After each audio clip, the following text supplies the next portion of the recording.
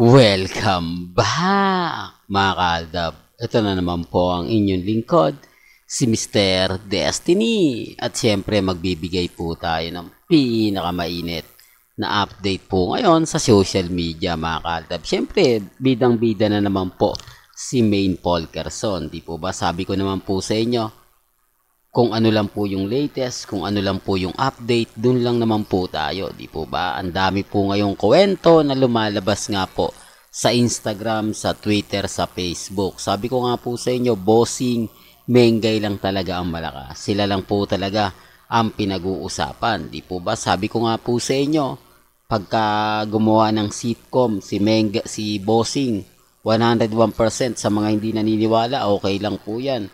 Ang kukunin talaga ni bossing walang iba kundi si Mengay. Although kukuha sila ng bago, pwedeng si Miles, pwedeng si Atasha, pero isa na nga po si Maine Polkerson. Dahil sinasabi nga po na minalas nga po raw si bossing sa pagkuha niya kay Maha.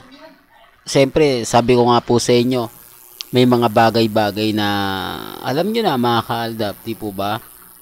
Na sa ginawa nga po ni bossing, talagang masasabi natin na kakaiba, di po ba?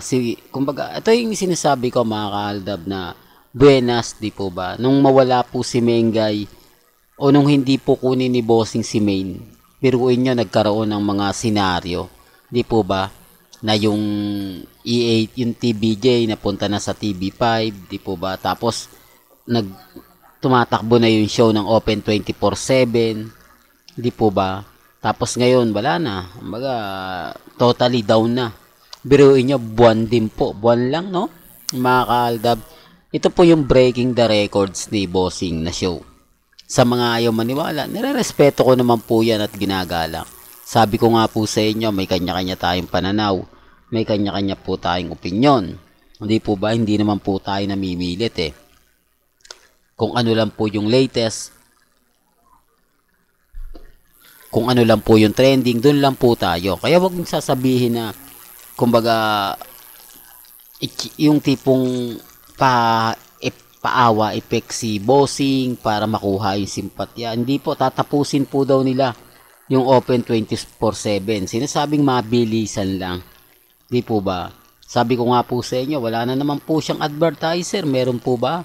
May mga sponsor, naglaglagan na. O, paano nga naman po papasok yung mga ads dyan kung mismo ang GMA Network ang naglalaglag kay bossing? Di po ba? Sino ba naman po matutuwa? Di po ba na sinampahan ng kaso si Attorney Annette Gozon, si Felipe Gozon ng nila ng TBJ, di po ba? Dahil nga po sa copyright daw, tapos sa pagmamanipula ng 8 Bulaga sa tape, di po ba? O, siyempre, una hindi talaga tatanggalin yan, pero ramdam mo na parang hindi nga maganda yung nagaganap at nangyayari. O, tapos ngayon, nagkaalaman na. O, sino nga po ba yung buenas? Di po ba? Kaya nga po, swerte daw o sabihin na natin yung totoo, minalas nga po raw si bossing sa pagkuha niya kay Jose at kay Miles, kay Maha, sa hindi niya pagpili kay Maine Polkerson. Hindi po ba? Sabi ko nga po sa inyo, may mga bagay-bagay na mahirap nga po talagang ipaliwanag. Mahirap po talagang, kumbaga, dumarating po talaga. Di po ba? Sinasabi ko lang po ito para po sa kaalaman ng lahat. Pero bago tayo magtuloy at bago natin pag-usapan itong mga mainit na talakayan kila Mengay at kay bossing, at syempre sa EAT, kung bago ka lang sa channel na to, at isa kang true-blooded Aldab Nation na nagmamahal kina Mengay at Isoy, tama po ang channel na pinuntahan mo, kaya consider na po kitang bagong subscriber. At huwag mong kalimutang i-share ang mga video po natin sa mga mami, sa mga titas, at sa mga senyor. Remind ko lang po sa mga dumadaan at sa mga bumibisita po sa channel natin. Hindi po ako namimilit o wala pong pilitan lagi sa mga pinapaliwanag ko, sa mga ina-update ko. Depende na lang to sa mga taong magre-react. Depende na lang to sa mga taong magko-komento.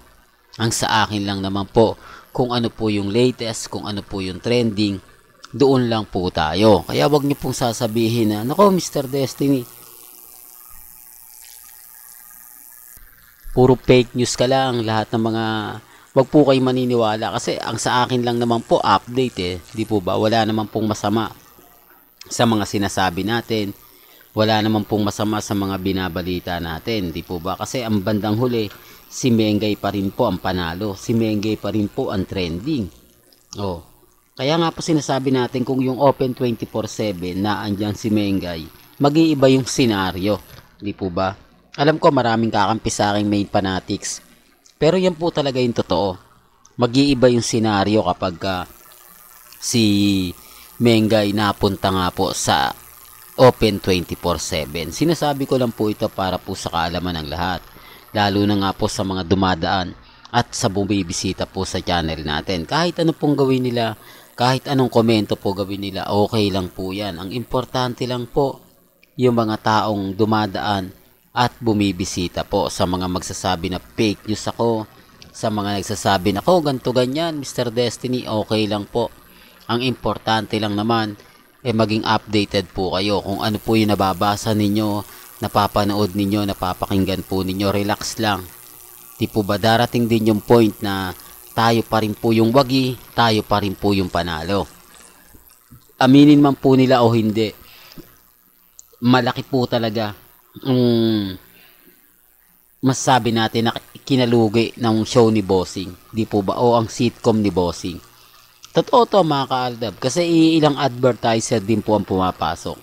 Iilang, kumbaga, commercial lang po ba ang nakukuha ng show ni Bossing. Bukod sa walang promotion, bukod sa may mga ganap, halatang halata naman po, di po ba? Sinasabi ko lang po ito para po sa kaalaman ng lahat. Sinasabi ko lang po ito para sa mga taong tumadaan at bumibisita sa akin. Sabi ko nga kung ano lang po yung latest, kung ano lang po yung trending, doon lang po tayo. Wag po kayong basta-basta maniniwala sa mga komento, sa mga sigalot po nila. Di po ba? Ang daming nagre-react sa akin. Ako, itigil mo na yan, Mr. Destiny. Puro ka lang paasa. Puro ka lang, kumbaga ganyan. Ayaw mong tanggapin ang katotohanan na si Congressman Spotted at si Mengay. Alam nyo, sa totoo lang po, wala naman pong problema Wala naman pong pumipigil, di po ba? Ang sa akin lang po, update lang. Gaya nga po ngayon kay Bossing, kay Jose, kay Atasha, kay Maha, kay Main. Yun lang naman po yung mga ina-update natin. Di po ba? Tama naman po yung sinasabi ko Tama naman po yung mga iba na sino nga po ba ang sinuwerte. Biruin mo 5 years kapag gumawa ka ng isang sitcom o isang comedy sitcom, ilang buwan lang po wala na. Sino yung buenas? Sino yung nag-akyat ng buenas? Di po ba? Pero gaya na sinabi ko, wala pong pilitan Ang sa akin lang po, update lang. Ang sa akin lang po, ganap lang. Kaya nga po kapag tayo nagbibigay ng update, tayo nagbibigay ng paliwanag, marami mga kumbaga komento na ganito, ganyan, etc. etc. Relax lang po kayo. Di po ba? Ang importante lang naman po dito, maging updated kayo.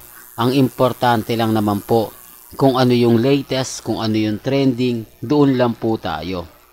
Huwag po kayong basta-basta maniniwala sa ganito, ganyan, ganun, etc. etc.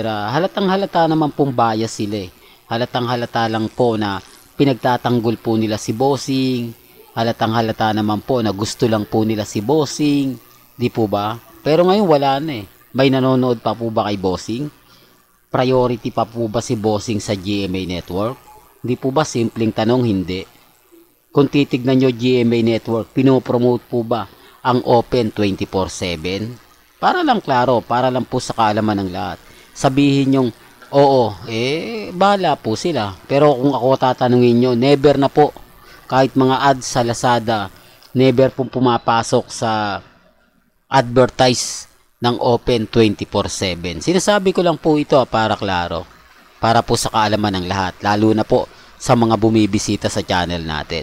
Well, hanggang dito na lang po yung updates natin mga ka-Aldab. Kaya kung gusto nyo pa po ng pinaka-latest at sariwang update, ay tumutok lang po kayo dito po sa channel ni Mr. Destiny para updated po kayo sa mga latest at sa mga bagong video po na ilalabas po natin maya maya lang. Hanggang sa muli, salamat po sa panonood at pakikinig.